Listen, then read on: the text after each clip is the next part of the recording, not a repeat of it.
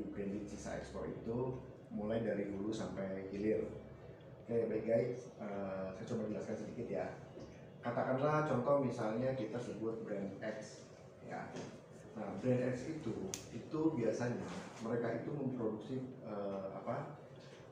produknya itu di salah satu garment yang ada di Indonesia. Nah, jadi urutannya begini ya guys. Nah, brand X itu biasanya itu ada dua sistem. Satu sistem CMT dan sistem FOB. Nah, saya coba jelaskan sedikit ya apa itu maksudnya CMT dan FOB. Jadi CMT itu kalau kita sederhanakan bahasanya cut, make, and trim. Jadi potong, buat, dan jahit. Nah, maksudnya begini guys. Nah, si brand X pada saat mau membuat satu produk, mau launching produk, misalnya produk apa ya, t-shirt misalnya, dia akan menghubungi pihak garment untuk dibuatkan. Nah, waktu membuat kerjasama dengan pabrik di Indonesia ini, biasanya pabrik akan menawarkan mau sistem apa, CMT atau FOB. Nah, kalau CMT, jadi sistemnya gini guys, si brand X ini itu hanya membayar ongkos produksinya saja, ya. Jadi CMT itu cut, make, and trim. Ya, jadi si pabrik ini hanya membuatkan saja. Nah, itu bahan-bahannya itu seperti kainnya itu disediakan oleh si brand X tersebut. Ya, selain bahannya juga kan pasti ada aksesorisnya. Biasanya ini terpisah guys, bahannya dan aksesorisnya. Aksesoris itu contohnya misalnya seperti polybag, kancing, terus labelnya atau resletingnya atau dan lain-lain. Jadi si brand ini waktu kerjasama dia menyediakan kainnya dan aksesorisnya sendiri, ya, dibuatkan ke pabrik ini untuk kerjasama, minta dibuatkan saja. Nah, kalau FOB itu sistemnya si brand X ini terima jadi guys. Jadi mulai dari bahannya, aksesorisnya ini si pihak pabrik yang menyediakan. Itu namanya sistemnya FOB. Ya, nah biasanya mana yang dipakai itu tergantung sih guys, tergantung kerjasama antara si brand X ini dengan pihak garment maunya sistem seperti apa. Nah, lebih seperti itu ya. Jadi istilah CMT ini yang biasa sering diistilahkan di pemain sisa ekspor sebenarnya pengertiannya seperti itu ya. Jadi CMT itu bukan barang KW atau premium. Jadi CMT itu yaitu tadi sistem kerjasama antara brand X kerjasama memproduksi dengan pihak garment, sistemnya mau sistem CMT atau FOB. Kalau CMT itu si pihak garment hanya dia membuatkan saja, jasa pembuatannya saja. Untuk bahan baku dan aksesorisnya itu si pihak brand X sendiri yang menyediakan. Nah, kurang lebih seperti itu ya guys. Oke, nah sekarang kita akan jelaskan alur bagaimana baju branded sisa ekspor itu bisa beredar di pasaran. Jadi gini ya guys, tadi kan sebelumnya sudah diceritakan proses bagaimana awal mulanya si brand X itu memproduksi produknya di garment yang ada di Indonesia. Perbedaannya sudah kita jelaskan sebelumnya ya guys.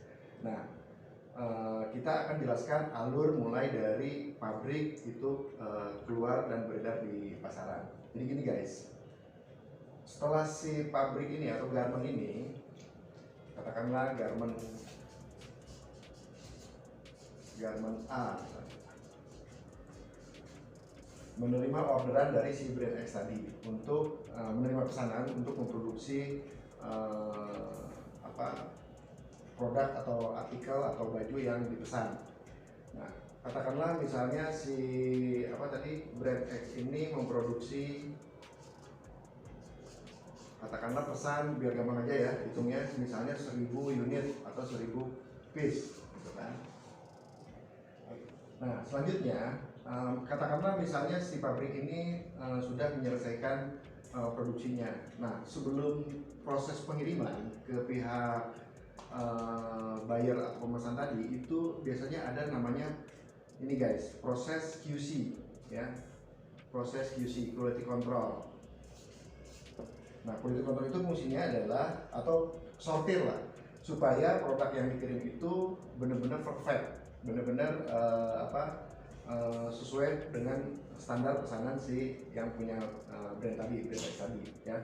Itu ada yang namanya proses QC. Nah, biasanya waktu proses QC ini akan ada yang namanya produk-produk yang minus guys, yang tidak sesuai standar pesanan ya.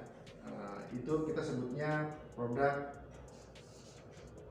reject lah ya, reject atau tidak memenuhi syarat standar quality si pemesan ya. Nah, itu yang kita sebut namanya sisa ekspornya itu guys, kategorikan sisa ekspor. Nah, rejectnya itu bisa bermacam-macam kategorinya guys ya. Bisa jadi misalnya banyak hal sih, bisa banyak terjadi. Misalnya benangnya lompat, atau kancingnya misalnya salah terpasang, atau misalnya ada noda dan lain-lain ya. Itu bisa kita kategorikan minusnya itu mulai dari A sampai Z misalnya. Nah, kurang lebih seperti itu ya guys.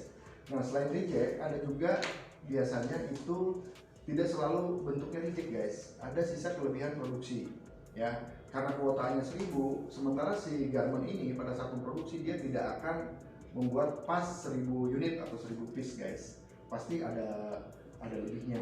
Nah, lebihnya itu ya tadi kategorinya bisa bermacam-macam, bisa karena ada minus, atau bisa jadi tidak terjadi apa-apa tapi lebihnya. Itu kurang lebih seperti itu guys. Nah, ada satu lagi ya, jadi sisa ekspor itu tidak hanya dalam bentuk baju yang sudah jadi guys ya. Jadi bisa jadi sisa ekspor itu ada dalam bentuk pola ya, pola. Jadi waktu produk ini kan tadi cut, make, and trim ya, dibuatkan dulu potongannya, dibuat dulu polanya, baru dipotong, lalu baru dijahitkan. Nah, jadi sisa ekspor ini bentuknya macam-macam. Selain produk yang sudah jadi, bisa jadi dalam bentuk potongan-potongan pola guys ya. Jadi misalnya pola kantongnya aja misalnya, atau pola lengannya saja, kurang lebih seperti itu ya. Atau bisa jadi dalam bentuk bahan guys, bahan atau kain. Jadi kainnya bisa berbentuk masih utuh, rololan, atau kain yang udah dipotong-potong. Nah, itu biasanya macam-macam potongannya. Ada istilah namanya kain majun. Mungkin teman-teman Laguna Brander tak pernah dengar istilah majun ya. Majun itu potongan-potongan kain yang bentuknya kecil-kecil itu guys. Nah, itu biasanya didaur ulang menjadi misalnya keset atau apa gitu ya. Nah, itu kain potongan-potongan kecil, atau potongan-potongan yang dalam bentuk masih meteran, atau yang masih utuh dalam bentuk roll-rollan guys. Nah, itu sisa ekspor itu macam-macam kategorinya ya. Ada dalam bentuk jadi dan ada dalam bentuk masih potongan-potongan bahan. Dan ada satu lagi guys, jangan lupa. Jadi produk itu kan tidak hanya berbentuk bahan bakunya dalam bentuk kain, ada juga dalam bentuk misalnya label, aksesorisnya ya guys, kancingnya, resletingnya, atau rimnya, atau benangnya. Nah, ini juga ada sisa ekspornya guys ya. Jadi di pabrik itu pada saat setelah selesai memproduksi pesanan, itu banyak sekali produk-produk sisa ekspor dalam berbagai macam kategori ya. Nah, biasanya setelah proses produksi, si pabrik kan melakukan ekspor, karena pemesan ini brand X ini adalah brand luar guys. Kita sebutnya makanya branded sisa ekspor. Kenapa disebut branded sisa ekspor? Karena memang produk-produk ini adalah pesanan dari buyer dari luar negeri guys. Nah, saya sebutnya X aja ya guys. Banyak brand-brandnya itu brand-brand terkenal ya. Nah, biasanya mereka itu punya gerai-gerai di seluruh dunia guys. Jadi gerainya itu nggak hanya di satu negara. Contoh lah kita sebut misalnya brand brand Z misalnya gitu. Jadi kalau kita misalnya pergi ke KL atau ke Bangkok atau ke Eropa, ke Jepang, kemana, itu mereka ada gerai-gerainya. Dan salah satunya balik lagi ke gerai-gerai yang ada di Indonesia guys.